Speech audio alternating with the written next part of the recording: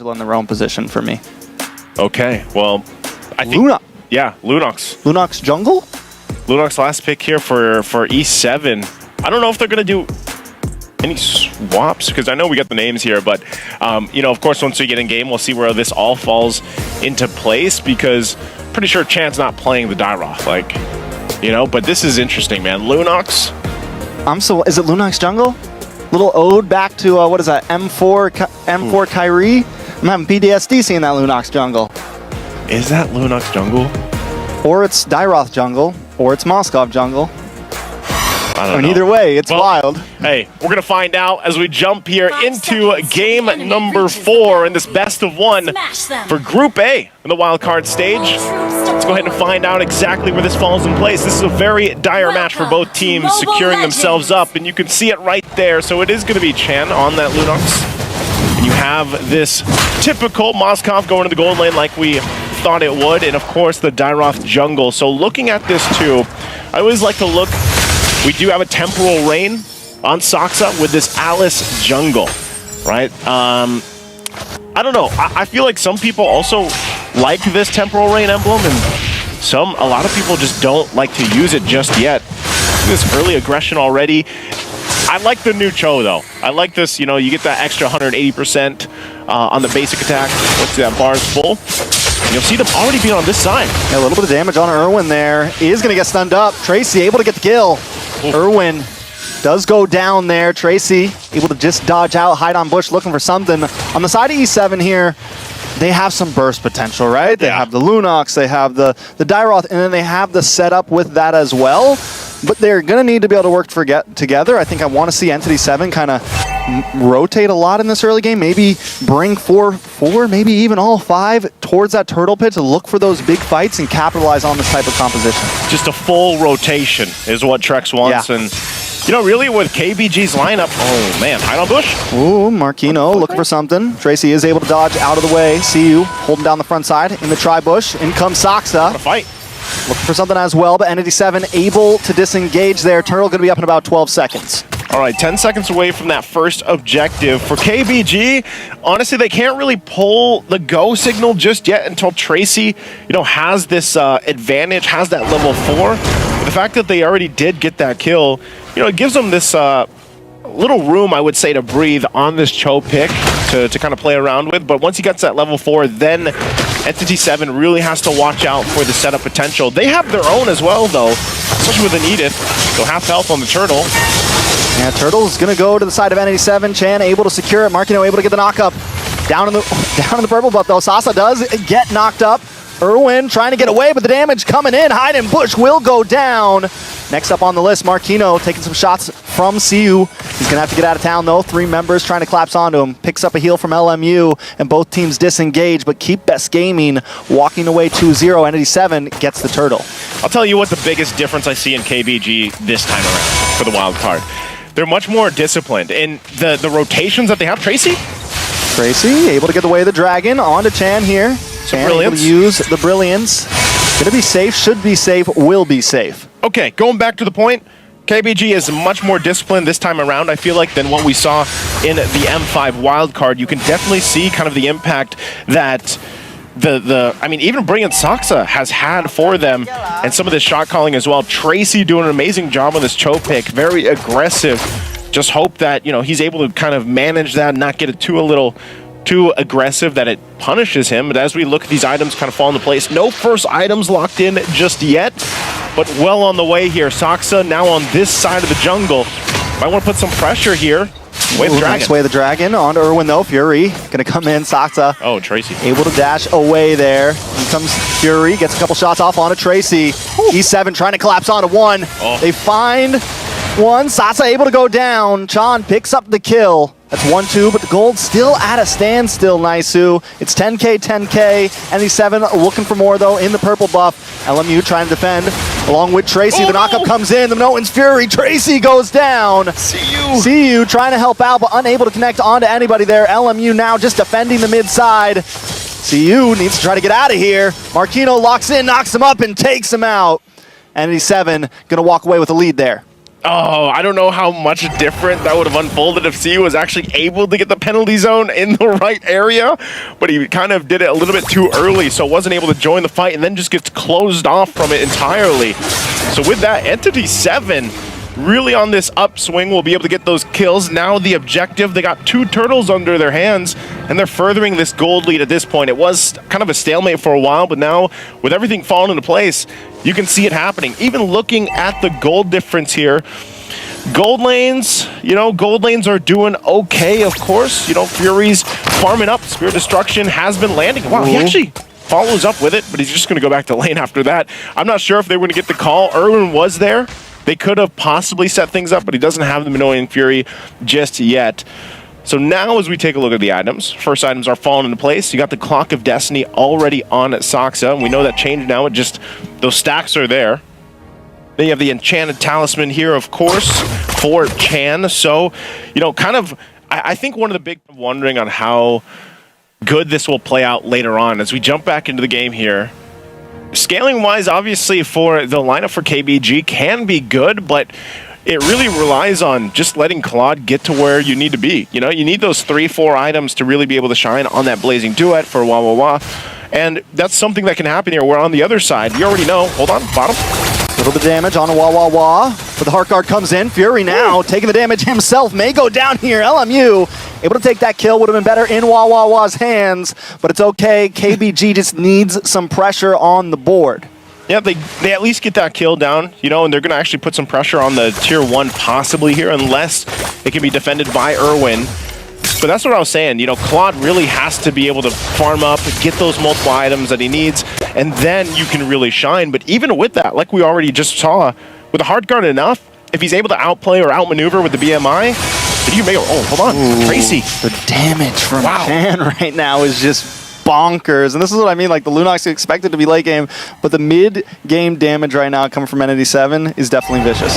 It's, he's not even hiding on Bush. Like, he's just there, and this Dyroth, the damage threat is really good paired up with this Mozkov, and that's kind of what we're seeing here. And we haven't even talked that much about Marquino. Marquino's damage with the Primal Wrath, the setup potential is all great, and that's why Edith has really risen in stock in a lot of these teams' lineups. He's going to go ahead and whittle down here. They have 3 turtles now already in the hands of ENTITY7, so they're well on their way to having a really good first Lord take once that's up in a couple minutes. Here's one of the big problems, though, from ENTITY7 is they haven't really... Oh, wait a second, a little bit of damage. Oh, but the kick comes back. LMU does go down. Tracy tries to save the day, but unable to do it. I was just going to say ENTITY7 needs to start taking towers, and they read my lips. They take the mid lane, which is a huge tower, because now the rotations are in. Marquino able to get the knock up onto CU. Oh, they're going to just want that purple buff, but ENTITY7 might not give it to him. Sasa brings out the Blood Ode. Big hit in the backside. Lots of damage on ENTITY7. In comes the Blazing Duet. Hide on Bush. Getting melted down. LMU able to put another kill into the pocket as E7 back off Marquino. Now in between 4 members. Taking shots. Shouldn't be able to escape this. Wah Wah Wah picks up the kill. It's a 2-for-0 trade. Keep Best Gaming trying to get back that gold. You see what I'm saying? Like, KBG's discipline is so much better now, I feel like, as we see. Look at this replay. They actually had a good initiation this time around. I feel like CU wanted to make up for the last penalty zone. Makes it up here. Great hard guard in the Blazing Duet. And just the follow-up that they have here is really good. And then the call-off to just go and get that kill from Marquino. So, some of this shot calling that you're seeing happening in real time for KBG is a very different KBG than before. So, honestly, with this game, the best of 1 and knowing what's at stake here for both these teams, Trex, it could go either way once we get to the Lord. Yes, ENTITY7 got all 3 turtles, but KBG's got some good fight in them too. I mean, look at the items. He's only got a DHS and a Corrosive Scythe. He's working on that 3rd item. Probably going to pick up the Golden Staff. Might choose to take some defense though too. Could pick up an early Wind of Nature. But right now, KBG showing that they can actually contest and fight against ENTITY7 despite them really controlling some of these objectives. So now the Lord's up. They're going to go ahead and just full on start it. They'll keep LMU up top. Look at this pushing.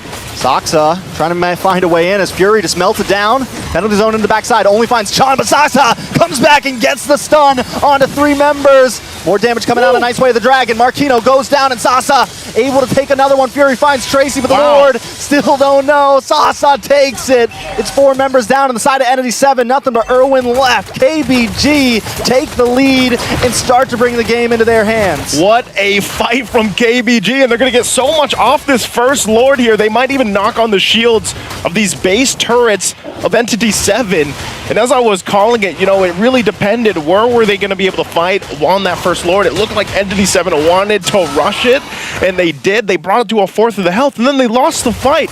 Now, CU has had 2 great setups with the penalty zone. You're going to find ENTITY7 on this defense. Again, this is a best of 1 for them. Very crucial to get to that top spot right now on that journey. And it looks like they're going to have to do their best to defend this base. Half health on the Lord. They should be able to clear it. Brilliance already being popped to Tracy. Look at him just standing here menacingly, but they'll go ahead and work on that. So they're fine. But ENTITY7, it's looking, you know, the lead they had, it's now lost. They're down about 3,000 gold. You can see some of these spikes happening. The item spikes are happening. Those items of the, you know, the second, third, fourth items are being locked in here. Some defensive items as well. And I gotta say, man, CU has really stepped up after just that one minor mistake he had, you know, with the penalty zone. A lot of these penalty zones are the things that are setting this up for KBG to fight on. Yeah, we're starting to see the Dairoth fall off a little bit, right? Hide on Bush, 0, 3, and 3. Yes, he packs a punch, but the defense just isn't quite there. He just locked it. He has the Radiance.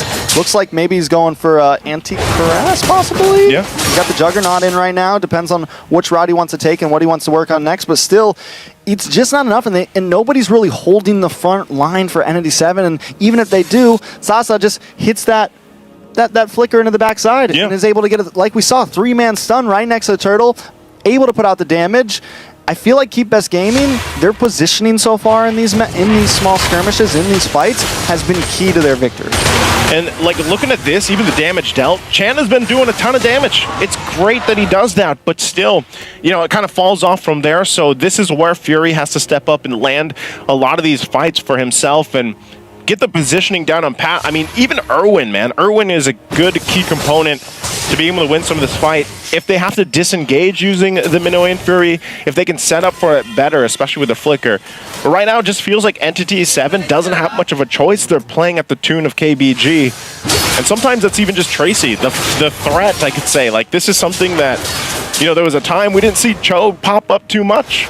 And now you kind of, even though he had this little bit of I don't want to say rework, but he has this added benefit of some extra damage on his basic attack, 180%. With the concussive blast, you'd be surprised at how much damage that actually does if he finds a target, picks him off, and then follows through with it. And so right now, I think ENTITY7, part of the struggle for them is utilizing Chan to get that damage off that we've seen him do, but then have a good follow-up from Fury based off, you know, Hide on Bush. Dairoth, like you said, might be falling off a little bit at this point in the game, but it's more so he's got to be very careful in the way he approaches these fights because, you know, Saksa on the Alice, she's finicky. She's kind of hard to catch, and you don't really know where she's going, you know, and that's part of the tough part about it. She's unexpected. She's unexpected. She is.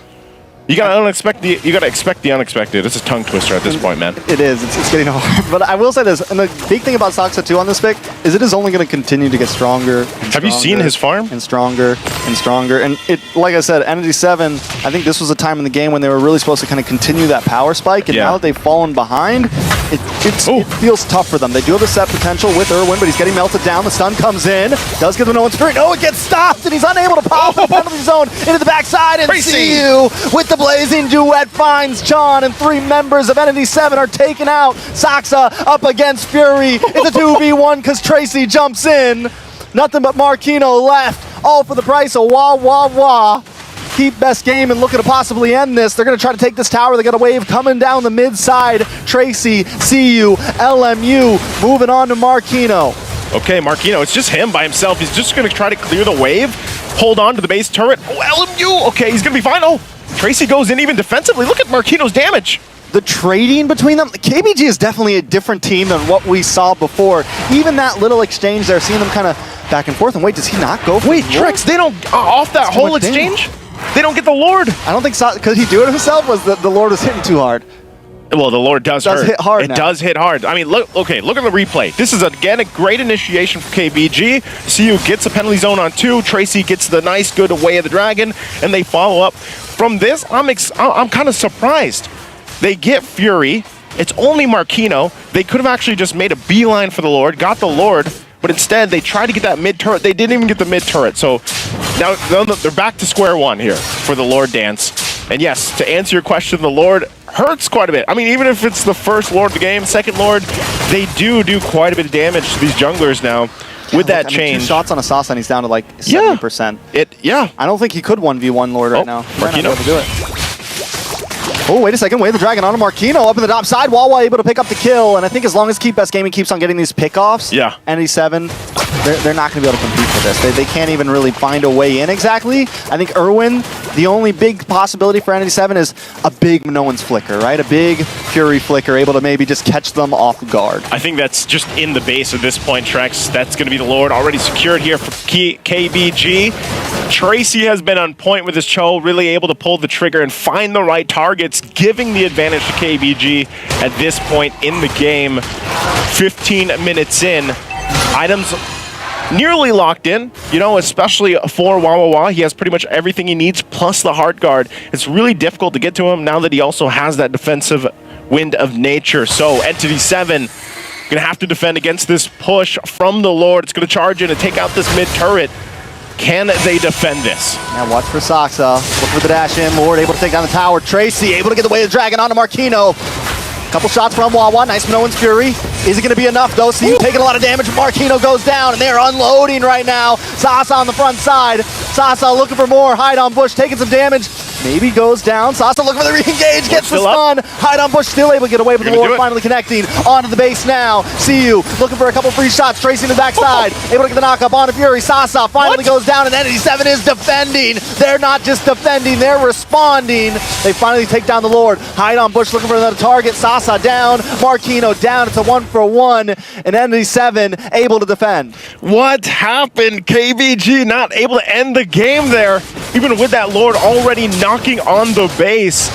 And it was probably a mix of, you know, they wanted to finish those kills up to make it a little more clean and then finish, but some were hitting on the base and then it just kind of fell apart for them. You got to give it up. It was a great initiation, a great response too.